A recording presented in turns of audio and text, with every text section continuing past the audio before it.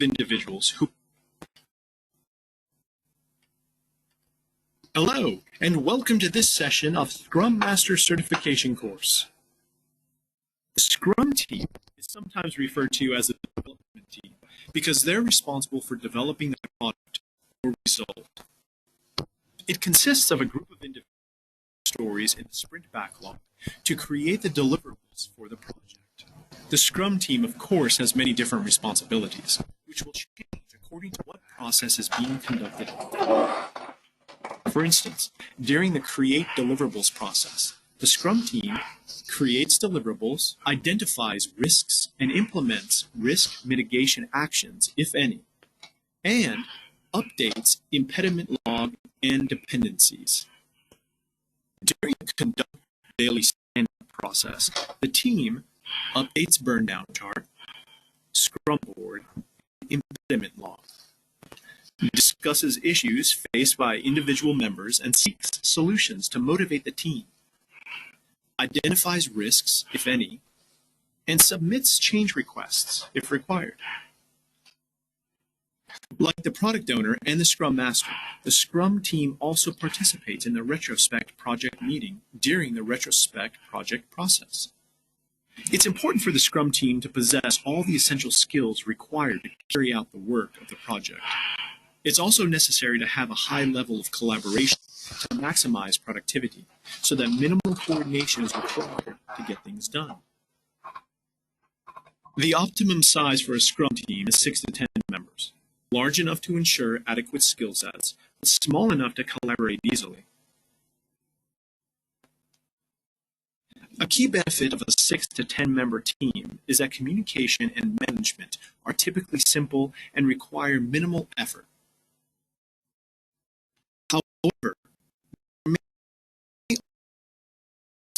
one major drawback is that smaller teams are more significantly impacted by the loss of a team member than larger teams, even for a short period of time.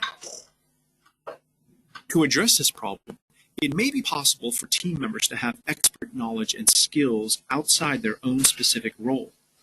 However, this may be difficult and depends on the type of project, industry, and size of the organization. It's also recommended to have a backup person to replace any person who may have to leave the Scrum team. We've just finished going over the core Scrum roles in detail. The responsibilities of each role will be further detailed when we address each Scrum process individually. Until then, you keep in mind the following desirable traits for the core Scrum roles. For the product owner, you want someone who has Scrum expertise, business domain knowledge, excellent communication skills, Scrum process knowledge, ability to handle uncertainties, negotiation skills, someone who's approachable, someone who's proactive, decisive, pragmatic, and goal-oriented. For the Scrum Master, you want someone who can be a Scrum expert, a servant leader, a moderator, and a problem solver. Someone who's approachable, a motivator, someone who's perceptive, someone who can act as a mentor, someone with great coordination skills, and someone who's introspective. And finally, for the Scrum team, you want people who can be knowledgeable about Scrum, people who are collaborative, organizing, and highly motivated, people who are proactive, people who are technical experts, also cross-functional in their outlook, team players, people who are independent and responsible, intuitive, goal-oriented, and introspective. Thank you for watching this video of Scrum Master Certification course. अच्छा जी, इस video को देखने में तो हमें काफ़ी time लग गया, लेकिन ये है कि बहुत ज़बरदस्त वीडियो है, ख़ासतौर पे आखिरी जो स्लाइडें थी, वेरी यूजफुल, बिल्कुल उसने तीनों रोल्स को। तो जहां तक क्रिएट करते हैं उनका बेसिक काम है, इनकी जिम्मेदारियां जो हैं वो बुनियादी तौर पर डिलीवरेबल बनाना है। लाजिम है कि वो हेल्प भी कर रहे हैं यूजर प्रायोरिटाइज बैकलॉग बनाने में और बाकी काम करने में, लेकिन इनका जो अपना काम है वो डिलीवरेबल बनाना है। फिर उस डिलीवरेबल बनाने में उस दौरान जो रिस्क हैं उनको आइडेंटिफाई करना, उनको इम्प्लीमेंट करना, उनके मिटिगेशन प्लान्स को, इम्पेडिमेंट लॉग को अपडेट करते रहना, डिपेंडेंसीज को देखते रहना, बर्न डाउन चार्ट को, स्क्रम बोर्ड को, या जितने भी वो चार्ट्स और वो इंफॉर्मेशन रेडिएटर्स हैं उनको अपडेट करना, discusses issues faced by individual members and seeks solution to motivate the team, identifies risks if any and submit change request। और मेरा ख्याल है वहाब आप इस बात को वैलिडेट करेंगे, जो चेंज रिक्वेस्ट होती है वो एक नई यूजर स्टोरी की सूरत अख्तियार करती है, ऐसा ही है? जी सर, बिल्कुल ऐसा ही है। अगर एक पुरानी यूजर स्टोरी है और वो अंडर डेवलपमेंट है और उसके अंदर भी उनको ख्याल आया है 3-4 दिन के बाद कि नहीं, हम इसको ऐसे नहीं, हम इसको कुछ बेहतर करके किसी और तरह से डिलीवर कर सकते थे, या और अगर वो रिक्वायरमेंट्स अपनी लेकर आ गई हैं एक चेंज रिक्वेस्ट की सूरत में, उसको भी हम ये कहते हैं कि एक नई यूजर स्टोरी डालकर अपनी प्रायोरिटी बेस के ऊपर इसको आप प्रिंट में डाल दें। तो चेंज रिक्वेस्ट है, इश्यूज हैं, वो क्या कहते हैं उसको, वो जो होते हैं यार,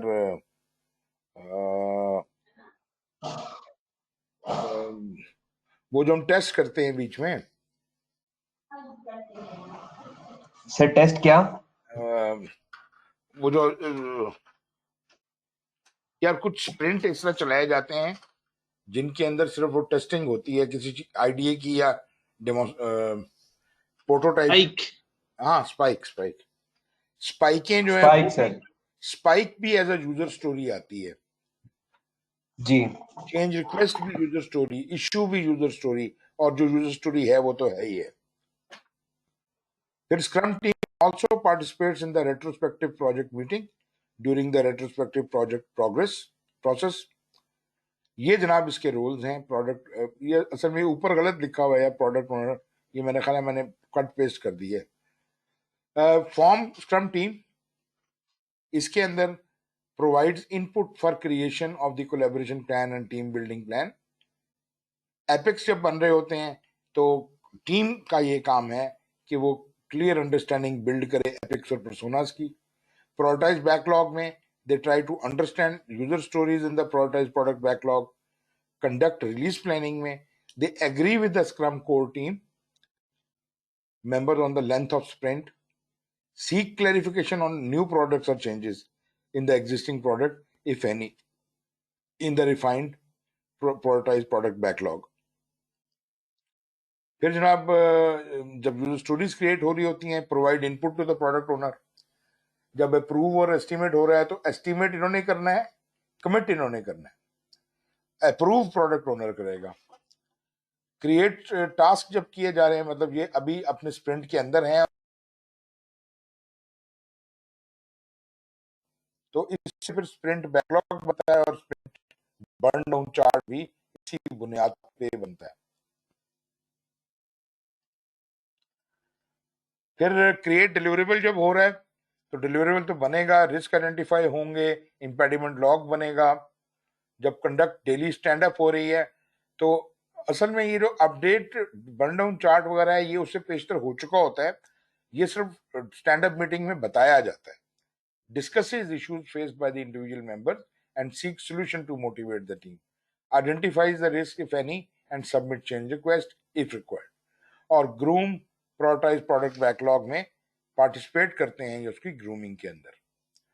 जब स्क्रम ऑफ स्क्रम्स हो रही है तो ये टीम जो है ये स्क्रम मास्टर को इनपुट प्रोवाइड करती है ताकि एसओएस मीटिंग में जब वो जाए तो वो ये पॉइंट्स वहां पे बताए। डेमोन्स्ट्रेट एंड वैलिडेट स्प्रिंट के अंदर ये अपना लाजमी बात है कि जो चीज बनाई होती है वो प्रोडक्ट ओनर को अप्रूवल के लिए पेश करते हैं, डेमोन्स्ट्रेट करते हैं।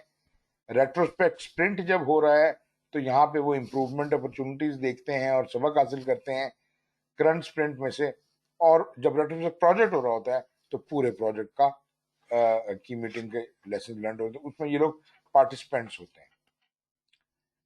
टीम का size, essential skills required to carry out the work, high level of collaboration to maximize productivity. Optimal size जैसे हम पहले भी डिस्कस कर चुके हैं, 6 कम से कम और 10 ज्यादा से ज्यादा। वैसे कुछ लोग 12 भी कहते हैं, दैट इज ऑल राइट, लेकिन फिर वही बात है कि टीम का साइज बहुत ज्यादा होने से प्रॉब्लम हो जाता है, बहुत कम होने से भी प्रॉब्लम होता है, फिर काम करने के लिए लोग नहीं बचेंगे। तो 6 से 10 एक आइडियल साइज है। Communication or management are typically simple and require minimal effort. Smaller teams में they are more significantly impacted by the loss of a team member. अगर एक आदमी बीच में से निकल जाए तो वो कोई काम कर रहा था तो बाकी लोगों के ऊपर लोड आ जाएगा। इसीलिए हम कहते हैं क्रॉस फंक्शनल टीम हो, ताकि अगर कोई ऐसा प्रॉब्लम आ भी जाए तो वो लोग काम को संभाल सकें।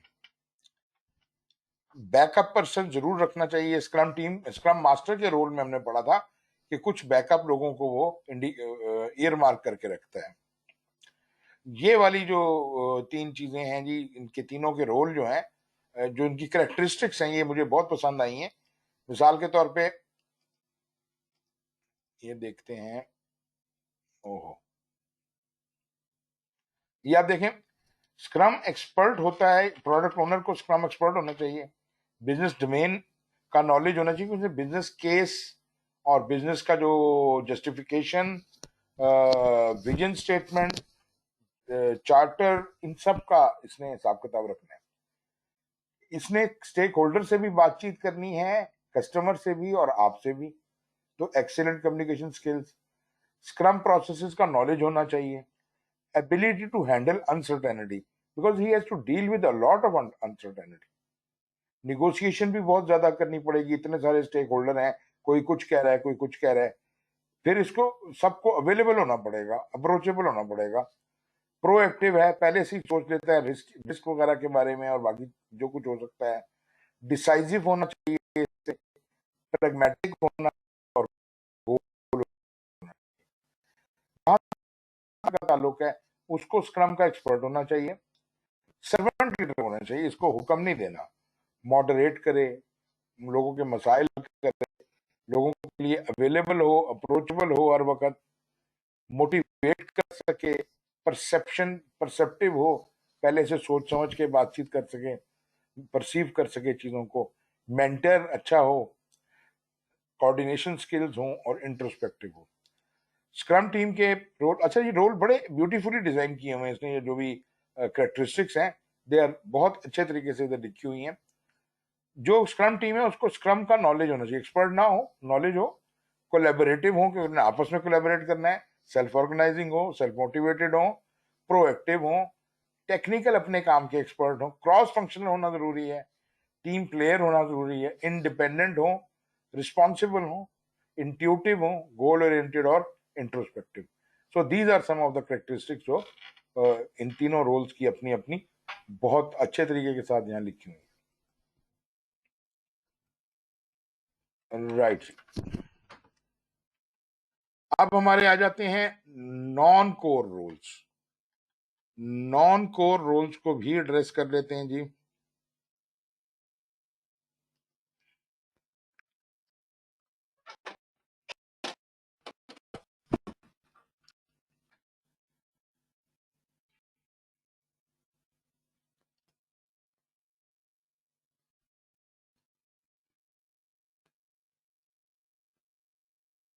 ये जनाब इस सीरीज का आखिरी है, रोल्स की सीरीज का ये आखिरी प्रेजेंटेशन है।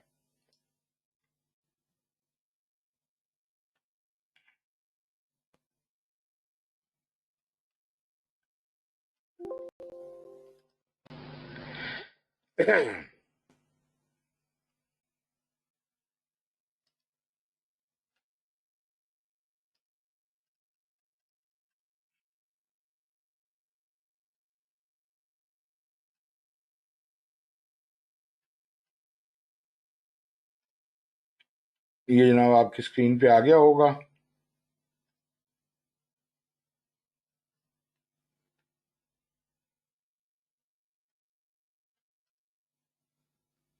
नॉन कोर रोल्स ये पहले भी हम डिस्कस कर चुके हैं, लेकिन यहाँ हम देखेंगे नॉन कोर रोल्स में से स्टेक होल्डर्स हैं, scrum guidance body, chief scrum product owner और chief scrum master. Hello, and welcome to this session of Scrum Master Certification course. Non-core roles are those roles which are not mandatory for the Scrum project and may include team members who are interested in the project, have no formal role on the project team, may interface with the team, but may not be responsible for the success of the project. The non-core roles should also be taken into account in any Scrum project.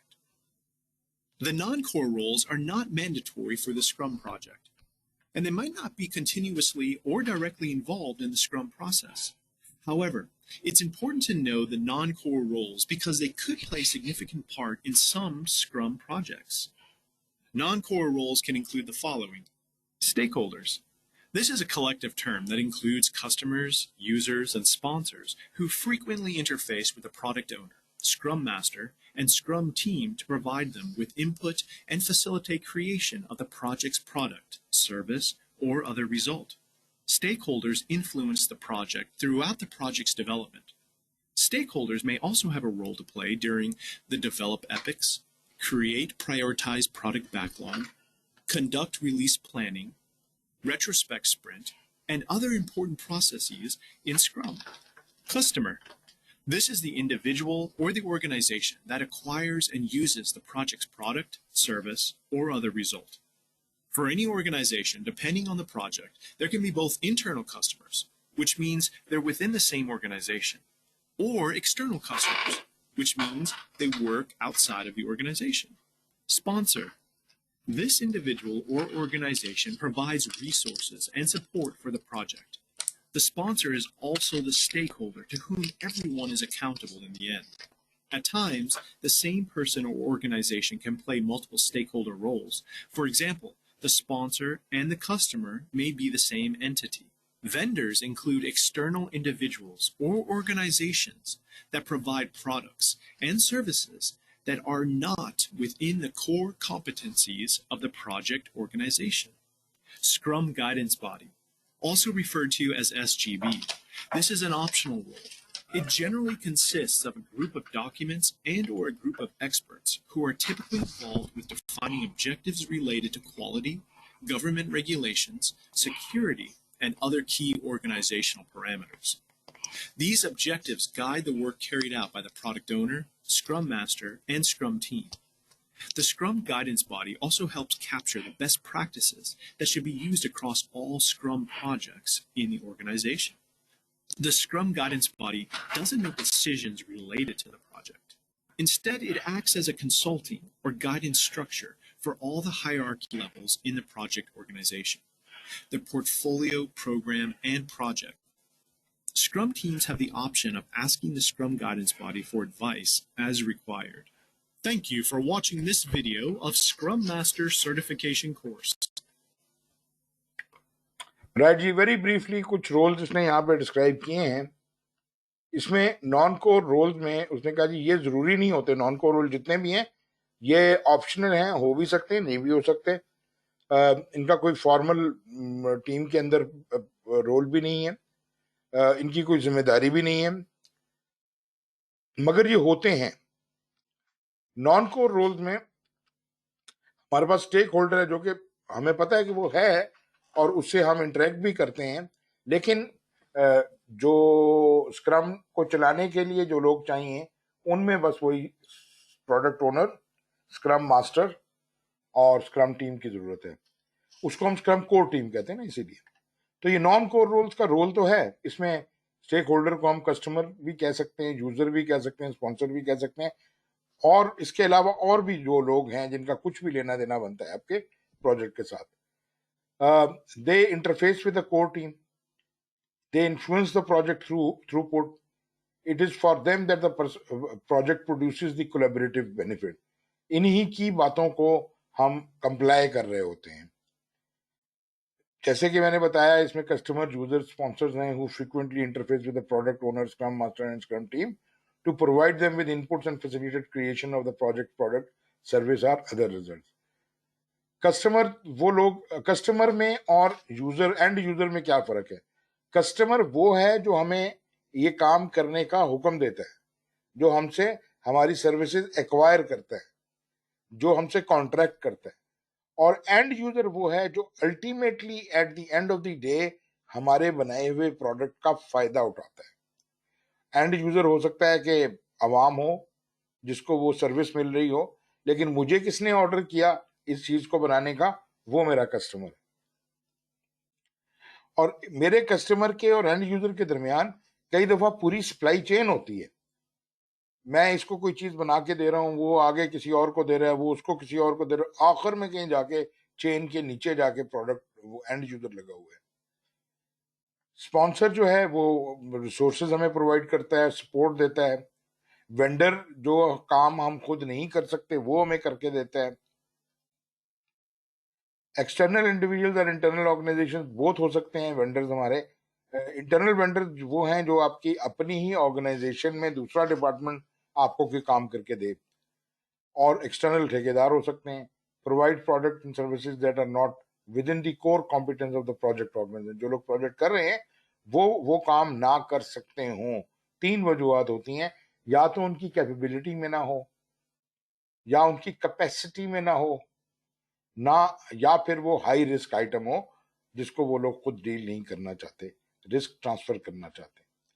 Scrum guidance body can be a body of senior executives, और it can be a book of rules जिसमें senior executive ने कुछ असूल लिख के रख दिए हैं जो हम पे फॉलो करना लाजमी है। और अगर ये बॉडी है, फिजिकल बॉडी है, तो फिर ये हमें ऑर्डर भी दे सकती है कि ऐसा करो, ऐसा ना करो।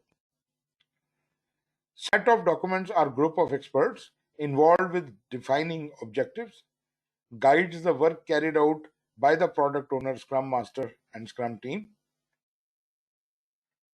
ये रोल ऑप्शनल है, रिक्वायर्ड नहीं है। A group of documents are a group of experts who are typically involved with defining objectives related to quality, government regulations, security, and other key organizational parameters. These objectives guide the work carried out by the product owner, Scrum Master, and the Scrum team. The Scrum Guidance Body also helps capture the best practices that should be used across all Scrum projects in the organization. तो मतलब ये है कि जो आइंदा के लिए lesson learn वगैरह हैं उनको भी ये स्टोर करता है। Scrum Guidance Body does not make decisions related to the project. Instead, it acts as a consulting or guidance structure for all the hierarchy levels in the project organization.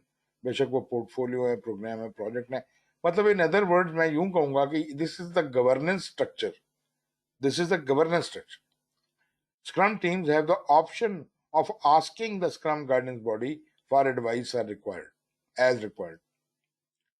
Chief product owner आप पहले भी पढ़ चुके हैं। Bigger projects have multiple Scrum teams responsible for coordinating work of multiple product owners. और Scrum Master, ये Chief Scrum Master भी इसी तरह coordinates Scrum related activities in large projects which require multiple Scrum teams to work in parallel.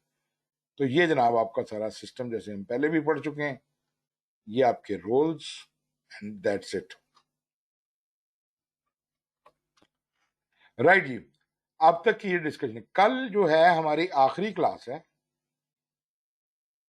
और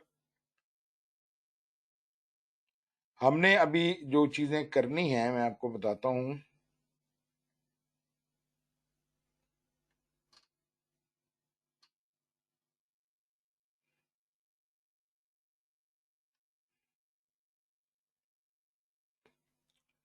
अभी हमारी okay phases हैं, scaling है और कंक्लूजन है। तो मैं फेजेस से शुरू कर दूं या क्या करूं? अभी 15 मिनट रह गए हैं।